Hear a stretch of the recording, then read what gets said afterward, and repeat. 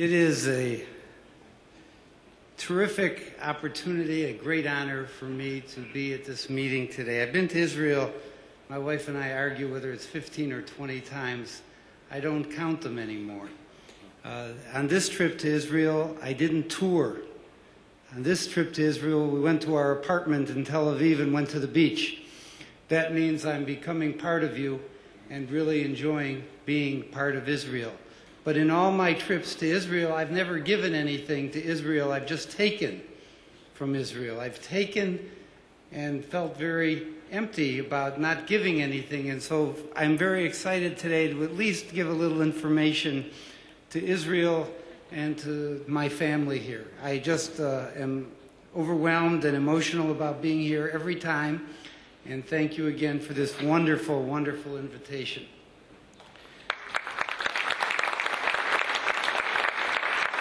Okay, Jay, now I'm going to take care of you.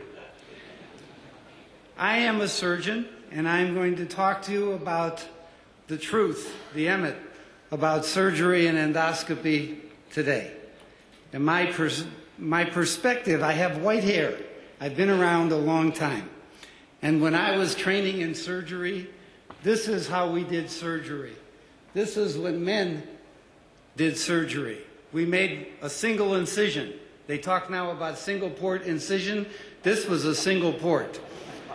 And we put both hands in and we rotated everything around. And the bigger the incision, the more macho the surgeon. And this is what we tried to do. And then we know that 20 years ago, laparoscopy became very important. It was the innovation of adding the video camera to the endoscope that allowed everyone to participate together in performing complex procedures. And we all understand that now laparoscopy is a real part of what we do in surgery. But there were a few surgeons, weirdos, peculiar fellows, who would stand around doing what gastroenterologists thought belonged to them, doing flexible endoscopy. And you can see that even when they made this picture of me, I was looking through the endoscope.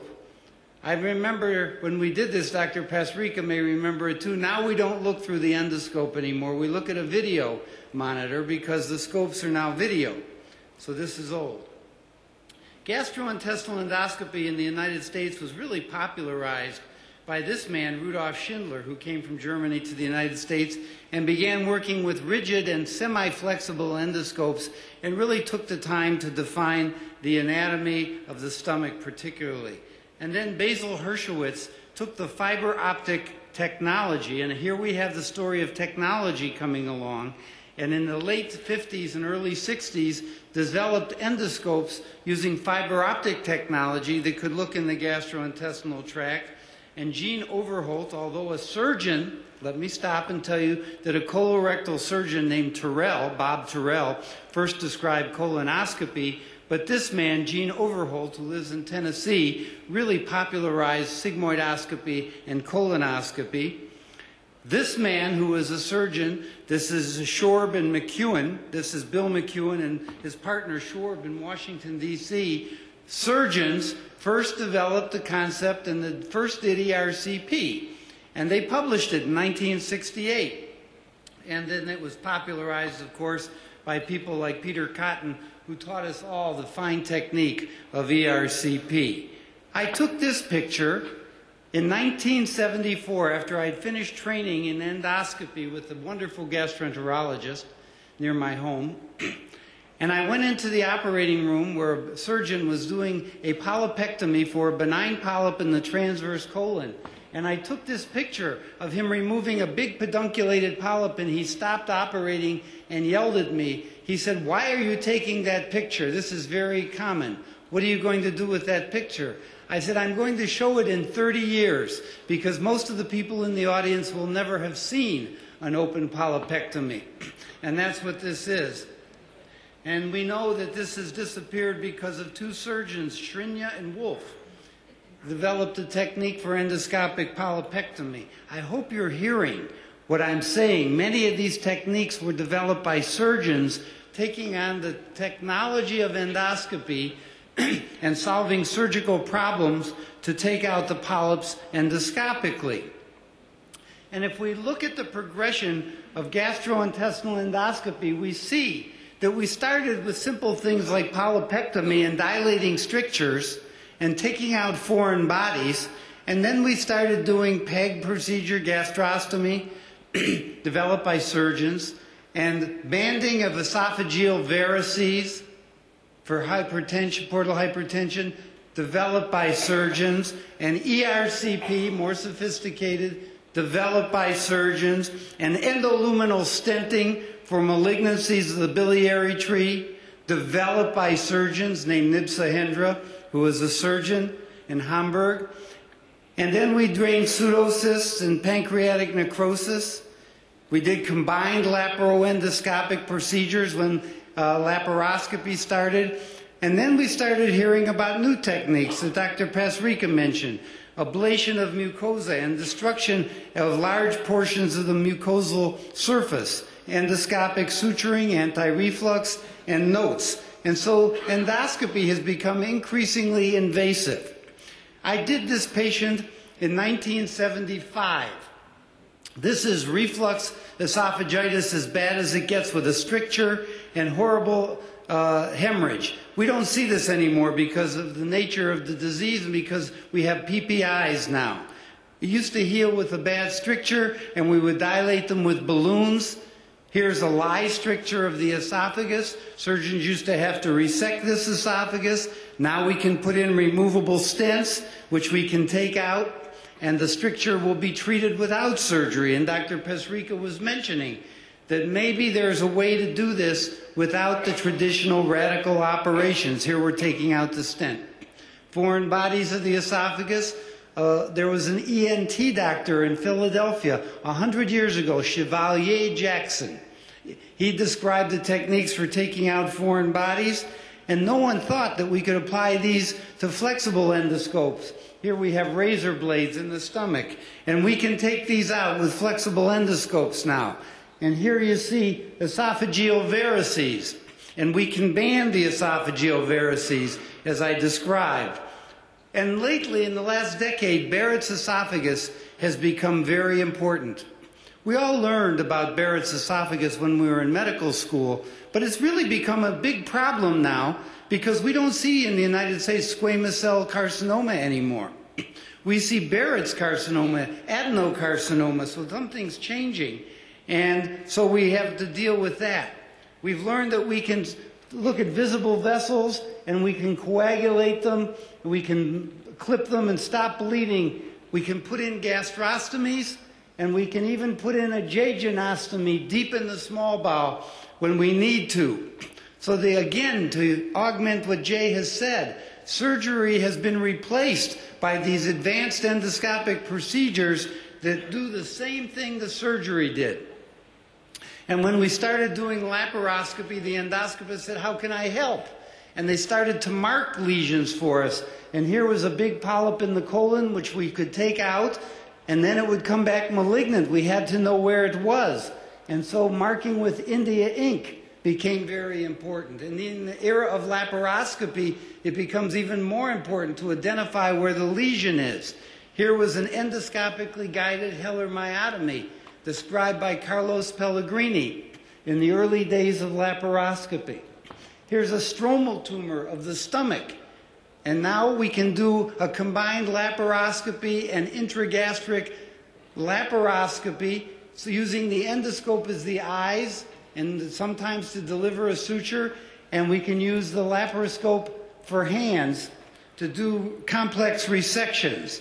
And we've done laparoscopy to assist endoscopy to hold the colon and retract it while the endoscopist can do complex mucosal resections for big sessile lesions. So we see that they don't have to be, laparoscopy and endoscopy are just two types of procedures that can be complementary to each other. Jay just talked to you about endoscopic suturing. The idea in reflux was to reproduce a Nissen. We've used other tricks to create the same thing, and I'm going to talk about that later today, our approaches to reflux, but the idea is to augment the sphincter or to change the physiology of the lower esophageal sphincter endoscopically so that we don't need to operate. The Stretta machine, which is coming back again, it was off the market for a while, used radio frequency energy to treat the lower esophageal sphincter. And at first, we thought this was just going to denature the muscle and thicken it, but we now believe this may actually change the nature of the vagal nerve function in the distal esophagus and prevent relaxations. And here we see one of the earliest suturing devices, quite primitive by today's standards, the endocinch, which was used to put in pleats in the lower esophagus. And the ultimate extent, as Jay just showed you, would be to do the equivalent of a gastric bypass endoscopically. And that's actually been tried using a combination of endoscopy and notes. And this was published in the journal Endoscopy in 2008. I don't understand what they did, but they created the equivalent of a Roux-Y gastric bypass using flexible endoscopy and notes technology. So this is the way people are thinking now to replace major surgery with endoscopic procedures. And Jay showed you the endo barrier, which can be placed in the duodenum to create metabolic changes equivalent to surgical bypass, which can hopefully treat diabetes in the future. So our sewing devices today are primitive, and they're not very fast, and they're not very precise, but this is just a moment in time, and they will get better. We are looking at the combination, and have been, of surgical stapling devices with endoscopes, and that's been done already. This is the equivalent of what you know as a GIA, a linear stapler. Those have been placed alongside endoscopes to resect tumors of the stomach with full thickness resection without the need for laparoscopy at all.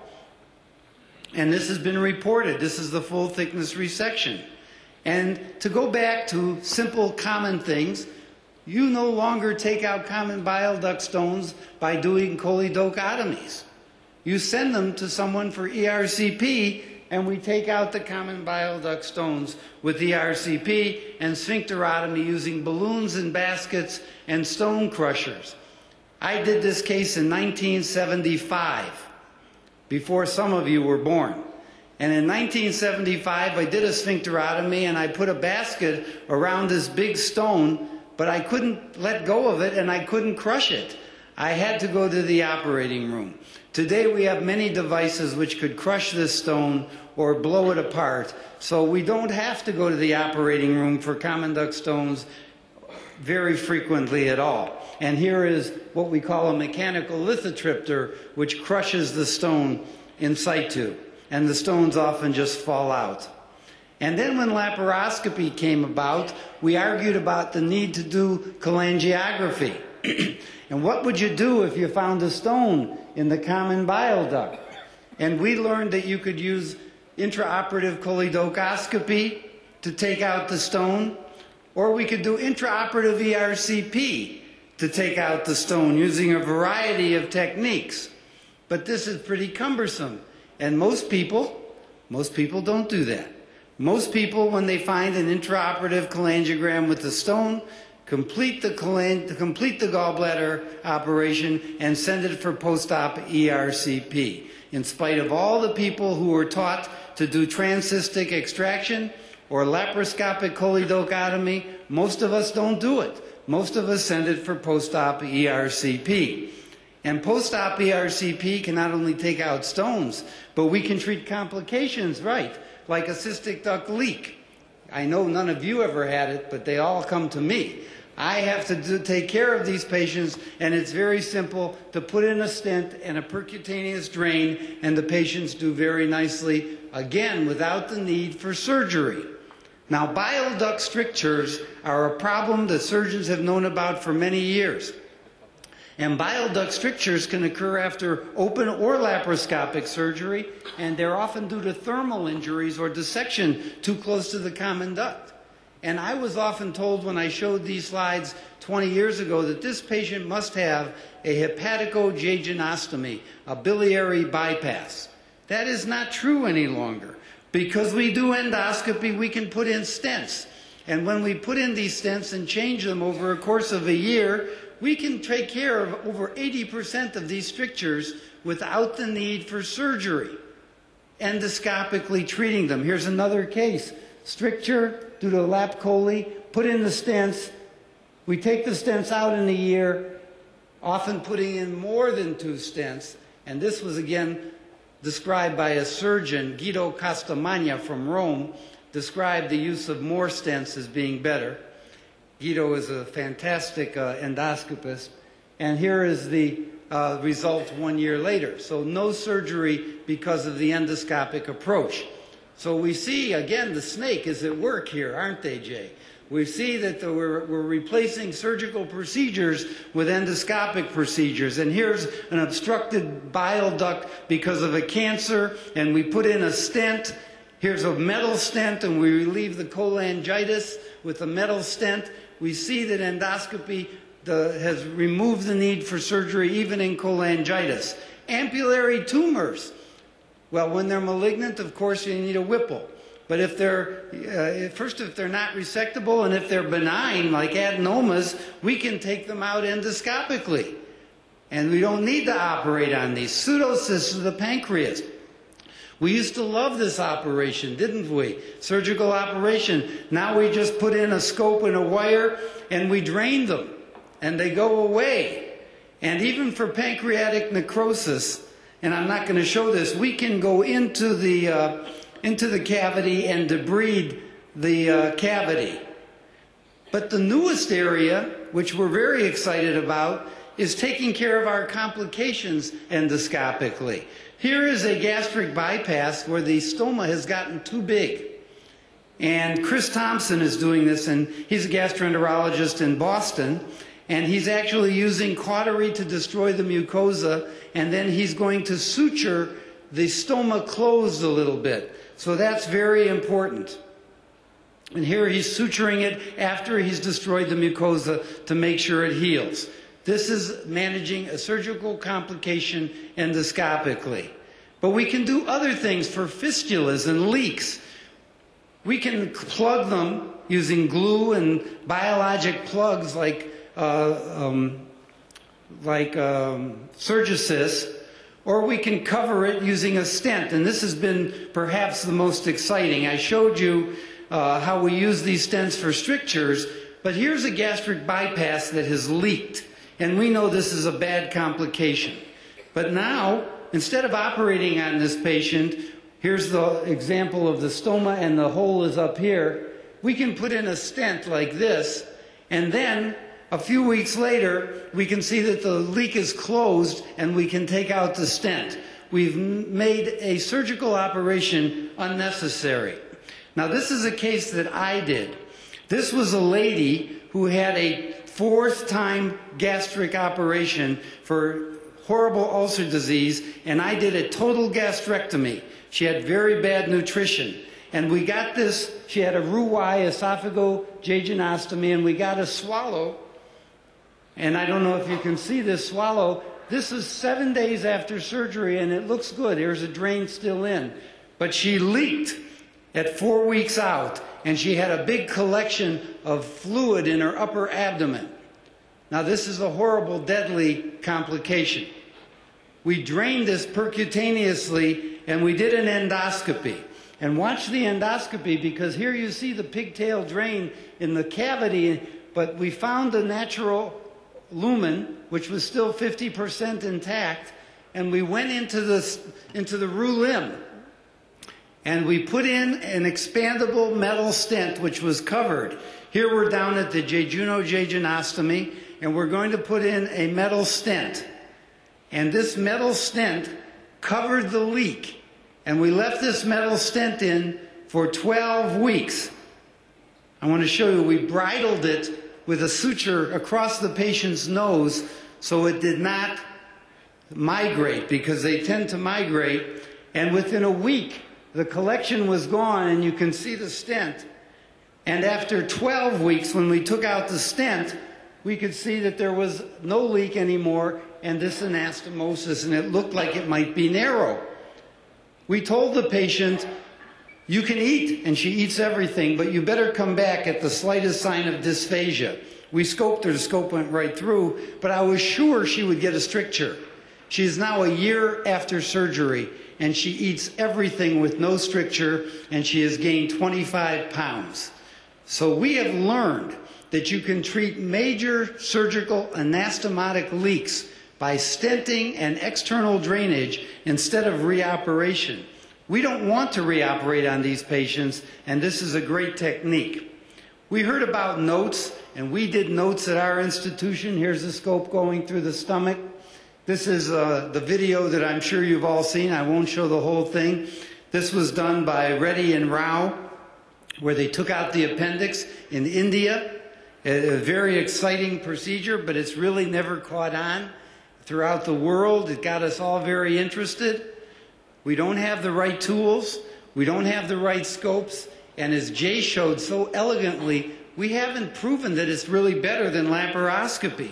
So we have to develop new systems and maybe use robotics to do this. So we'll have to do this in the future. So as we go on into the future, and you're surgeons, we're telling you, you better start to do some endoscopy. You better start to learn it. And here's where we're going to debate a little bit, because surgeons have never done in their training as many endoscopies as gastroenterologists have done. That's been a little bit of a problem. They're required to do, in our country, in the United States, 35 uppers and 50 colonoscopies, whereas the gastroenterologists ask for at least 100 or 200 of each. This is not enough for the surgeons. But surgeons do endoscopy differently, and perhaps there's ways in which we can resolve this. Using computers and simulators may be a way to go. This was a study that showed if you used a simulator to train somebody, it was equivalent to 30 cases in a human. That maybe using a simulator in the beginning is a good idea. This is a simulator. Oh, it's made in Israel. I'm sorry. It's made in Israel by Symbionics, friends of mine. And here they made the endoscopy simulator. And here's one for GI bleeding. And people can actually train with this simulator and stop bleeding and cause complications all they like.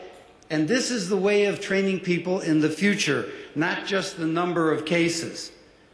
So 100 years ago, I'm going to get a little philosophical with you surgeons right now. 100 years ago, more than 100, Bill Roth used to teach like this. This is when we were elegant professors, surgeons, and we had a whole classroom full of people watching us. And we used to talk about the anatomy of a gastric anastomosis. Was it isoperistaltic or antiperistaltic? Was it anticolic or retrocolic? And if you talk to surgical residents today, they don't even know what you're talking about. When we talk about the blood supply of the colon and how to take out the colon and still save the blood supply, we don't teach this very well anymore. And when we talk about how to do a medial visceral rotation to obtain access to the retroperitoneum, the young surgeons look at us and they don't know what we're talking about. There have been many procedures lost because of these minimally invasive techniques. They don't take out polyps anymore or explore the bile duct. They don't know how to do a biliary bypass because J. Pasrica's people are doing endoscopy and stents. They don't have to deal with GI bleeding anymore. We've taken away gastrostomy and pseudocyst drainage. There are other reasons for changes in surgery. The epidemiology is changing. We don't see as many gastric cancers in the United States as we used to see. We don't see as many squamous cell carcinomas of the esophagus. We see adenocarcinomas. We now have medical therapy for many diseases. And so we have PPIs that treat hyperacidity, and we don't see esophageal strictures, and peptic ulcer disease is gone. But once in a while somebody sends me a case like this. And so they say, would you please do an ERCP and take out the stones? And for those of you who've never seen a cholangiogram before, this has a lot of stones in the common duct. And what would you do? The endoscopist says, I will do a sphincterotomy. But to do this sphincterotomy, you would have to do it over and over again. You could buy the Jaguar that's in the exhibit hall because you would make a lot of money doing many ERCPs. What this needs is a biliary enteric anastomosis. And somebody needs to know how to do a biliary enteric anastomosis. And this stricture is not good for endoscopy. It's very angulated, the ducts are small, and someone needs to know how to do a hepatico-jejunostomy. This case was sent to me by a young surgeon who was doing a laparoscopic cholecystectomy. And when he did the laparoscopic cholecystectomy, he did a cholangiogram. And he saw that the common duct had many large stones in it. So he opened the patient up. He converted to open surgery. He took out the gallbladder and he tried through the cystic duct to take out the large common bile duct stones. And he could not. The stones were too large. But instead of opening the common duct, he put a tube in the cystic duct and sent the patient to me for post-op ERCP. He did not know how to do an open common bile duct exploration. That's pretty sad. We're not training these people correctly. And in the United States, when we look at the number of cases in 5 years that many of our residents have, this is the average number of cases that they have for perforated gastric ulcer, 2 cases. When we look at bile duct surgery, they do less than 2 cases. When we look at what makes you successful, numbers do matter to a degree. To a degree, we have to have some numbers that are important. And when we study ERCP, it's been shown that the more you do, the better you get at what you're trying to do. And so open surgery is important if you're going to be a surgeon. We have to learn how to deal with massive wounds and massive disease and how to take out a bad cancer and dissect all the lymph nodes. We have to understand the ways to do a gastrectomy correctly and remove the antrum appropriately. Highly selective vagotomy. This picture, I think, is from an atlas by Moshe Dinsman. Any of you remember Moshe Dinsman? He was a professor of surgery at Bellinson Hospital in Tel Aviv. And I had met him, and he was a friend of mine. So we have to learn how to do open surgery again. And that means we have to sew the bile duct to the intestine once in a while. So there was this picture in one of our surgical journals in the United States that open surgery is dead. We sit Shiva for open surgery. However, we have to learn a new way to train people to do open surgery. It is important. So we have a laboratory in my hospital. We teach endoscopy. We teach laparoscopy. But we also teach open surgery. Here's us teaching endoscopy. We're having courses. But we also teach in pigs open surgery. And here I am bothering my residents as we do an open gastrectomy and learn to do a vagotomy. Here's a vagotomy in open surgery, and how to use the stapler correctly, and how to do a hand-sewn anastomosis so that they feel comfortable. And if you have such a laboratory, a lot of people want to use it. The nurses like to use it, the residents, the practicing physicians to learn new techniques. So a complete skills center includes ways to do endoscopy. You have to have inanimate models, animate models, and simulators. The American College of Surgeons is starting to recommend these for training in the United States. And so people say to me, Jeff, what have you learned in your career?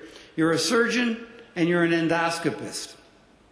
And I used to ask somebody, how do you become famous in surgery? And they said to me, pick something that is controversial and keep saying it over and over again. And they'll start to believe you. You do that for the first 20 years of your career. And so I said, surgeons have to learn endoscopy. Surgeons should learn endoscopy.